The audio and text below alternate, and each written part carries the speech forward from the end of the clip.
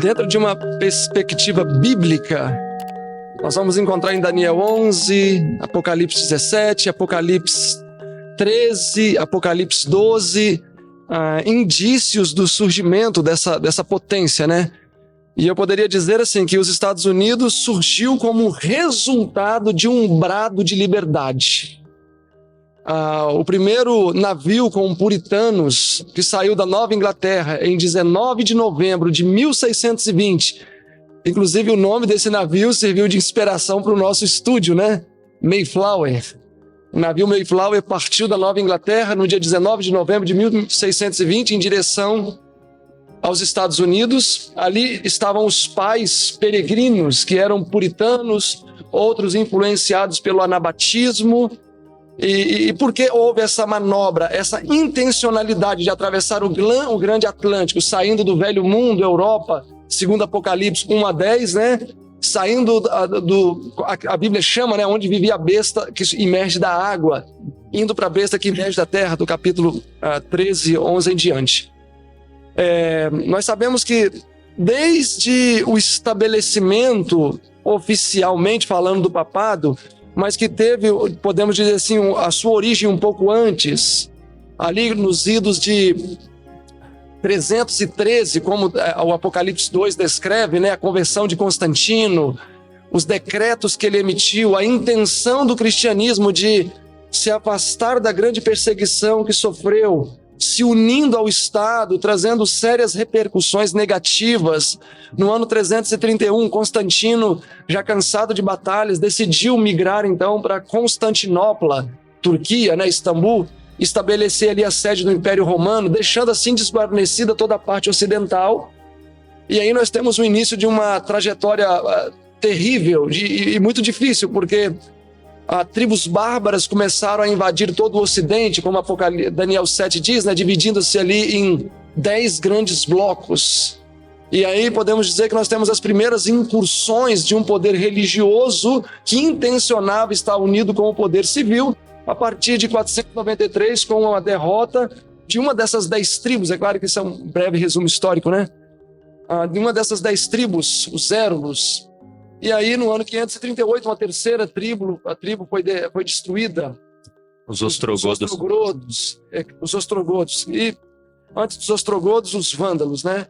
E a partir de 538 se instaura uma situação muito delicada no Velho Mundo, na Europa.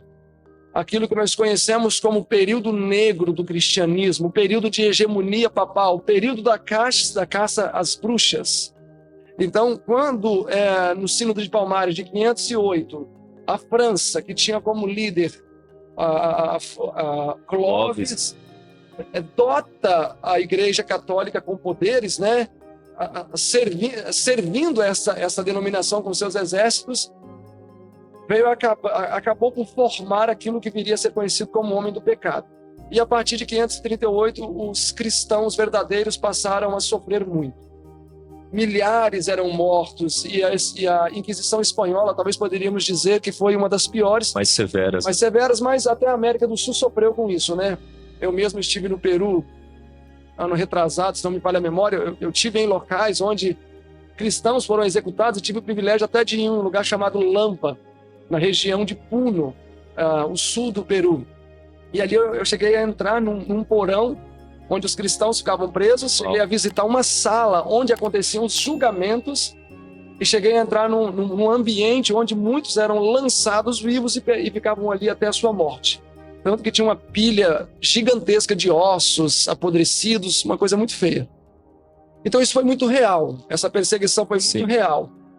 Os movimentos reformados começaram a surgir, os puritanos, ali na Suíça, né? O anabatismo surge com força total. Todos esses movimentos tentando buscar liberdade religiosa, não encontrando. E por mais que fosse grande a fé destas pessoas, eles não conseguiram espaço, infelizmente, no Velho Mundo para poder desenvolver as suas crenças com liberdade. Mesmo os países que inicialmente não estavam tão envolvidos na perseguição papal, por exemplo, ao leste da antiga Sibéria, por mais que a perseguição ali chegou mais tarde, mesmo ali eles não tinham plenamente a liberdade de desenvolver a sua fé. E aí é que Daniel 11 fala que esse remanescente fiel foi salvo por um pequeno socorro. Ou Apocalipse 12, que está em sintonia com Daniel 11, diz que a mulher, em Apocalipse 17, Efésios 5, Jeremias, Apocalipse 12 e muitos outros lugares apresentam a ideia de que mulher em profecia é igreja. Então Apocalipse 12 diz que a mulher ou a igreja fugiu para o deserto. E enquanto ela fugia, o dragão, e aí nós vamos para vários lugares da Bíblia, nós vamos ver que dragão pode representar em primeira instância, em Apocalipse 12, Satanás, ou como diz o grande conflito na página 489, em sentido primário o dragão representa Império. Satanás. E em sentido secundário o Império Romano, através de suas incursões contra o cristianismo. Sim. Então quando esta mulher foge para o deserto, e Apocalipse 12 apresenta a ideia de que ela seria sustentada por 1260 anos, mas a perseguição foi tão intensa que ali diz que a terra abriu a sua boca para dragar a água ou a perseguição, porque a água, as enchentes, numa linguagem bíblica, segundo Daniel 17, representa a perseguição. Então a terra drenou essa água. E a terra, por que a terra? Ou seja, quando nós vamos para Apocalipse 13, a terra é uma representação dos Estados Unidos. Por isso que Apocalipse 7 diz: segure os ventos para que não sobrem sobre o mar, a Europa, e nem sobre a terra, os Estados Unidos, até que hajamos selados os servos do nosso Deus, como diz Apocalipse 7, né?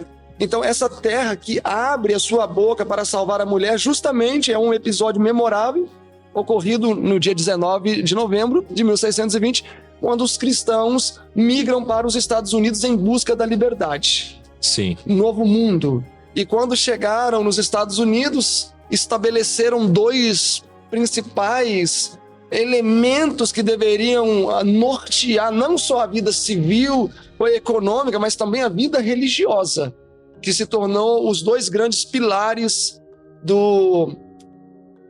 daquela nação que promovia liberdade. E Apocalipse 3 até fala que eram dois chifres, né, de cordeiro, mas que falava como o dragão, artigo definido o, indicando singular. Que no singular, indicando que este país, no seu início, tinha aparência de cordeiro, né, nas suas duas frentes, né, republicanismo e protestantismo, mas que falaria como o dragão, artigo definido o dragão no contexto é o papado, ou Apocalipse 12 um pouco... O mesmo espírito, né? O mesmo de espírito. imposição, de restrição de liberdade. Isso acabou acontecendo. Então, quando os Estados Unidos, nos seus primeiros momentos ali, logo nos idos a partir de 1620, gozaram de uma liberdade que eles não conseguiam nem aproveitar, de tão maravilhoso que era, eles quiseram proteger tanto essa liberdade que acabaram por fazer o quê?